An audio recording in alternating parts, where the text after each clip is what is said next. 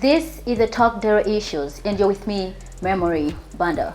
We are at Zaluso Studio, and today we'll be discussing about active youth participation and activism and how impactful young people are working in the communities, changing their communities. And today I'm joined by Linley and Tanaka. These are amazing young people that have actively been involved in national level advocacy, community level advocacy.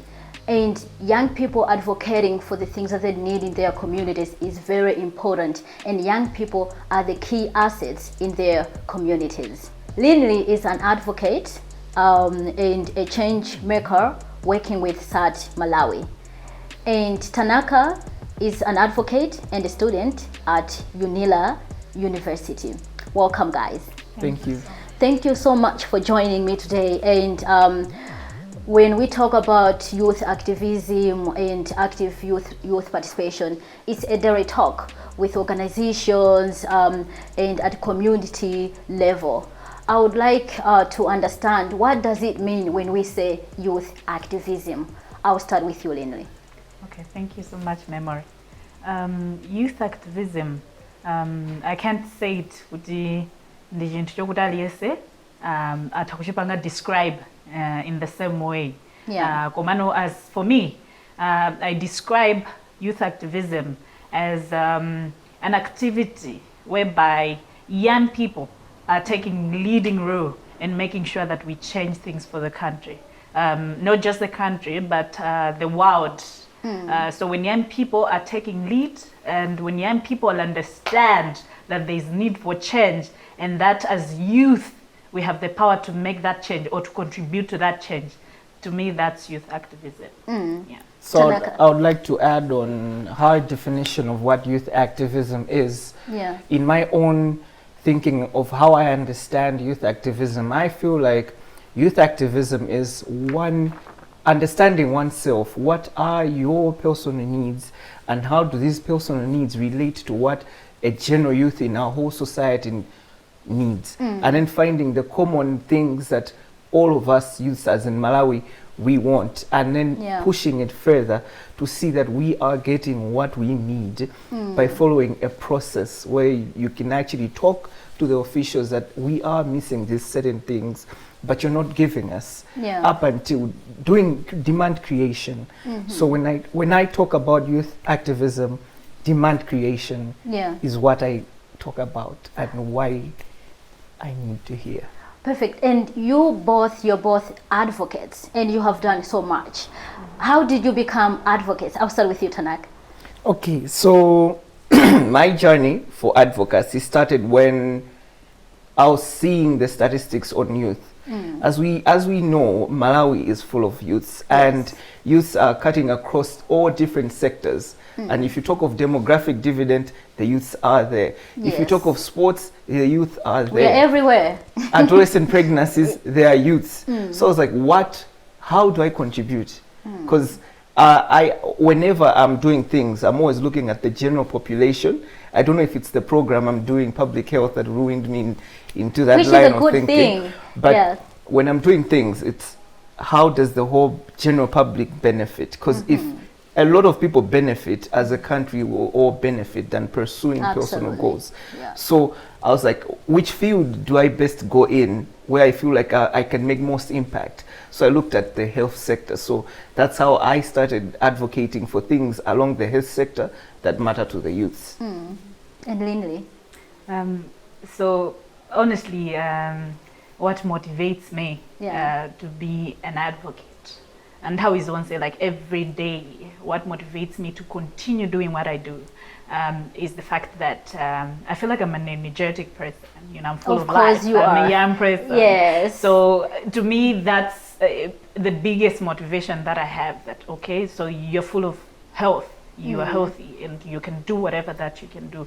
But also adding to that, I believe I'm an empowered person.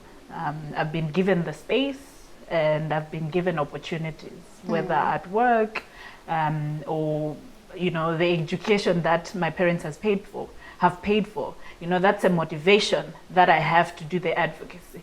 So this is basically, you know, like my advocacy has been based on the work that I do at office, the opportunities they've been given me, the spaces that they've, you know, actually created for me. That's what has been motivating me to until now. Yeah. Awesome. And I'd like to, you talked about opportunities, and maybe that question will come later, but I would like to understand, how do young people in the communities, how can they relate with your kind of activism? How can they become activists? Okay. All right. Yeah. Wow. Because now I'm looking at you guys, you're advocates, and you talked about opportunities that you've been given and all that. Now I'm looking at a young person in a community. Now I'm sure they're watching now and they're asking, how do I become like Lindley? How do I become like Tanaka? And how can they take it up? I think first thing that my fellow young people out there, or anyone who would want to do advocacy, or who would want to see a particular change towards something, I think okay, what is it really that we want to see? You know, what are the change that we want to see in our community? Yes, yeah. You know, wherever you want to get. Yeah. And then now, you know, when it comes to advocacy, it's not just chintuja muntu modzi. Yeah. Timanena kuti muntu modzi suse zadenga. Yeah. And, you know, like when yeah. So this thing, it involves a lot of people, and you need to analyze, okay, what's the things that are happening in the community? What is it that I want? Whether it's health, whether it's education, whatever it can be. And then now, who are the right people for me, or for me to approach for this change to happen? Yeah. Because as I've said, it's not a one thing game. Yes. So you need to understand the environment that you are in and deeply understand the problem that you have, and also where you want to get with the change that you want to have. Yeah. So the biggest question is, why do young people need to advocate for change in their communities? Why should they take part in development activities? Okay. Yeah? Anyone? All right, so Tanaka? I wanted to add on the previous question, and I'll build on the current question. Okay. So yes. how I feel like every youth in Malawi should do advocacy of some sort is because as youths we all face problems at different levels, at village level, at city level, at country level. So advocacy doesn't mean you pinning down a minister only, or pinning your government, or pinning down a certain organization for not doing anything. But as a youth, we're supposed to look, kuti vuto mu community mwatu ndijani. Where are we lacking? Vuto li labwera bwanji. Pali muntu yomwe ayenera kumapangapo zinthu pa vuto li. So just a youth waking up. And those are the questions that everyone need to ask. Yeah. Yeah. Just a youth kungodzuka and going to that authority. Let's say a school was supposed to be receiving para and you live in the same community, but para. You go to that primary school, talk to the head teacher, ask them, why isn't this happening? Advocate, because that headmaster would probably tell you a reason why and then you would emphasize on why being an advocate doesn't mean you go in the zuge and then they demonstrate. It covers a lot of things. It's a win-win situation, right? We all know you are most likely ubweza somoto. The advocacy jemafunika kugambirana amati zintu zimatha kugambirana. So you're trying to build on that, and then uzona so window opportunity. Because what matters is that window opportunity. Are you able to see that gap? You actually know if I approach this person won't assist me. Yeah. So you'd rather find someone closer. You have to link up with the right people. Yeah. Yeah, most definitely. So why I feel like it's important for a nation to develop, we need aliese arengebo gao. So as a youth, we all need to take part in our country's development. And as we know, we're a lot of us in Malawi. So each one of us contributes equally. Kamozi. Our all efforts together will be stronger. Yeah. That's why we have politicians always mentioning us in my campaigns, they're able to see the potential in us. But we should also, as youth on our own, be able to see our potential. Yeah. One youth can't save the whole nation, but together we can save the whole nation. So that's why it's important for all of us youths in Malawi to advocate in our own areas. We can even expand further from that. Yeah, and I would like to believe that, and I like what you said, you actually chose that, I would advocate in health. Yeah. And Linley is also doing advocacy in health, in gender-based violence. So it's not a one thing. There's so many things that we can actually stand out. Yeah. So maybe one of you can just clarify, like, there's so many things that young people can do out there to ensure that they take part in development activities, not just in health. It's in different areas like in gender, climate change, climate change. Yes.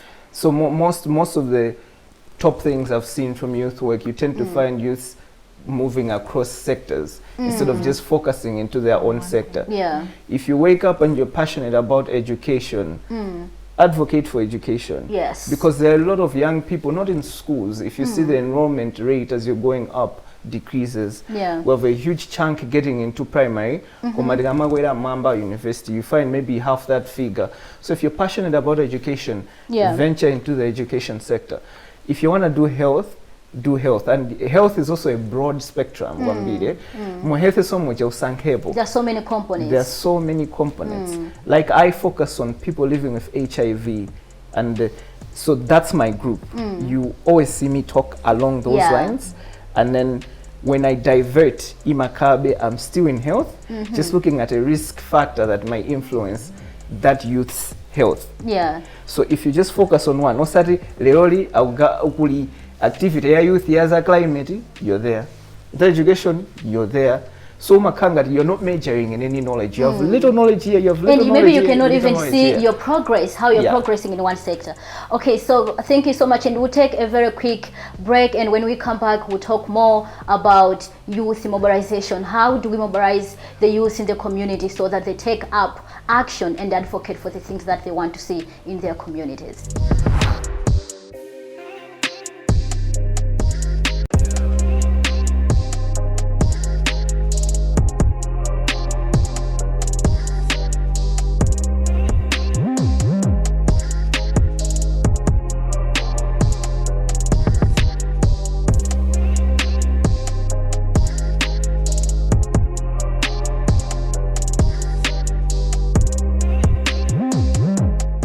And we are back, and we are continuing the discussion. In this section, we'll be discussing about how young people can be mobilized in the communities and how they can take part in active youth participation in community development activities. And I'll start with you, Tanaka. I would like you to explain, you have been actively involved in youth work activities at community level and at national level. Why do you think that the youths don't see the need at community level to be participating in, let's say, area development committees, village committees? Why is that? Okay, so the topmost gap I've seen with youths, they don't know those structures, right? Like last month I was talking to a couple of youths in Rumpi where I asked them, do you know what a VDC is or what an ADC is? Yeah. So from the start, if they do not know that structure is present, which means they don't even know that in those structures there should be a youth representative, right? Yeah. So which tends to already show some difficulty already in the knowledge gap. And then you ask the question, who is sitting as a youth representative if the youths do not know that they're supposed to be in such structures? So I feel like the gap knowledge on the structures present that help the youth work to flow. Can we break it down? Maybe I understand that young people are watching right now. Can we break it down? What are some of the community structures that they can join and participate in and take an active role? All right, so I'll just mention a couple. At village level, you have the VDC, the Village Development Committee. So in the Village Development Committee, there's a youth representative. So that's the first contact person they could go to in order, because the district plans they're formulated from village action plans. Yes. So if their youth representative is able to submit their plans, it means they will be reflected in the district plans. And then at district level, you have the DYO. They could talk to the district youth officer, who could also assist them in the youth work. And then at national level, I was looking at the National Youth Network. So this is a network which comprises of all the organizations that are doing youth-related work. So they could also submit their problems, and then how do they best think they can approach it to such networks, and see registered youth organizations which could actually help them to be able to achieve all this. Yeah. So literally it moves in highlight. Yes, okay, you wanted but to say also something. memory. You know, I think most of the young people take a color in the communities. Yes. Kupatula kuti mwina mu VDC mene mumu kapena area development committee mene isikuti aliyesa angakhalemo tilipo chigulu anthu malayi muno sikuti tonse tingakwanemo tonse ukadzadzana memu so choyambirira tizimvetsetsa kuti there's a structure ya Ministry of Youth as Tanaka said kuti there's National Youth Network. Choyambirira tidziwe kuti kodi National Youth Network imene ndikayipeza kuti if there's a club in the community kuli ma club ena Ministry of Youth and Ministry of Education. You go to school, you find my club. My clubs, upita pa community, upeza matiye clubs. Yeah. I mean, it should be in us as young people. Muntu sangango bwela nkuzango kunyamula, you know what? Come, you should be part of the VDC or area development committee. Kuliza kuti come and give you ideas. Kwa kuti tilipo chikulu sizingateke. So we must understand the structures. Komaso mwina kutengela kuti wachinyamata pa ikasangango dziwa. You know, it is the role of the Ministry of Youth or Ministry of Education to make sure that young people will understand kuti we should understand kuti palima structures awawa. Kuliza mbiri zomwe anthu tima as a nation timatha kupangira communicate kuti palima structures akuti or palizaku zomwe chitika. For example, mezu chitika za corona, and how are we getting information? Pali njira zambiri zomwe boma likuti gawira information through SMS is, you know, masiku ano kulima SMS are free. You know, you just get messages keep on popping up. You know, makodes aja kuti okay, what do you need? I mean, like if you have a question about corona, you can just type in a question or you can select a question. You know, systems like those things shouldn't be just available, let's say, for the pandemic, but then for even zinthu zimene zozo kunali community zofunikira utachinyamata zidziwa. So even in class mocha, you know, we must use every opportunity that we have as a nation, komaso as young people ourselves, to represent information. How do you track? Because demanding is another thing, and then tracking for making sure that thing is available is another thing. You know, advocacy is something chokuti ukangoenda panse. Okay, I think you know, there's activism and there's advocacy. You know, there are steps which you can take. Sumangofikira muntu kangoenda muse umujankumane oti zachitika, and then you go back home, you sit follow up. So I think we need to understand there's a lot of talking in advocacy. You need to meet people, talk a lot. There's a word amateur lobbying. You know, it's not about sitting down with people, getting to understand each other. You know, you cannot all be at anango yofanana. You know, somebody can see zintu from anango ina acute, or you are seeing it in a straight line. No saying muena mukambirane ndikubwera pamozi. And then I agree. So that's advocacy, and it's going to be easy also to follow up because you know who to meet. You know who is helping you do that advocacy, and so you can easily go to that person. Tracking is the last step in advocacy. So advocacy is not a one-day thing. It's a process. You might start the process, someone else might finish the process. But what matters is you should be able to document where you left the process. The key thing is we have to be building on what the previous advocates has left, not bringing new. We can bring in new ideologies to strengthen the previous approach. Because I'll give an example. As Malawi, the current generation, we're using what the late Kamuzu left, right? Because so we're just building on the old things. So in advocacy, it's the same approach. Someone starts the process, you build it better. Okay, so on a final question, like we have been talking about advocacy, etc., and how young people can take an active role in their communities. What, as advocates, where do you think is the big gap when it comes to issues of advocacy and connecting to the demands that young people make in communities? All right, I feel, and I've come to understand that gap we are to it comes body we should mobilize and together.